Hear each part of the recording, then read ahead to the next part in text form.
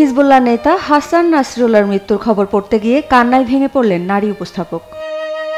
28 September Israeli বিমান হামলায় হাসান নাসরুল্লাহ নিহত হলে সেই খবর পড়তে গিয়ে কান্নায় ভেঙে পড়েন দেশটির সংবাদ মাধ্যম আল মায়াদিনের এই উপস্থাপক। এ সংক্রান্ত একটি ভিডিও সামাজিক যোগাযোগ মাধ্যমে ভাইরাল হয়েছে। ভারতীয় সংবাদ মাধ্যম হিন্দুস্তান টাইমস বলছে, সায়েদ নাসরুল্লাহর মৃত্যুর তথ্য নিশ্চিত করার সংবাদ পড়ার সময় নিজেকে নিয়ন্ত্রণ করতে পারছিলেন না ওই নারী উপস্থাপক। এ সময় তার গলা কাঁপছিল।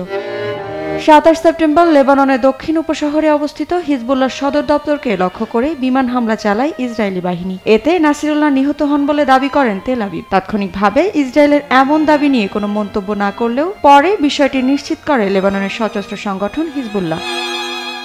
লেবাননের সংবাদ মাধ্যম আল মায়াদিন হিজবুল্লাহর মুখপাত্র হিসেবে পরিচিত। মধ্যপ্রাচ্যের প্রভাবশালী ব্যক্তিদের একজন ছিলেন 64 বছর বয়সী সায়েদ হাসান নাসরুল্লাহ। তিনি দীর্ঘ 3 দশকের বেশি সময় সংগঠনটি নেতৃত্ব দিয়েছেন। নাসরুল্লাহ লেবাননের শিয়া ইসলামিস্ট মুভমেন্টেরও নেতা ছিলেন।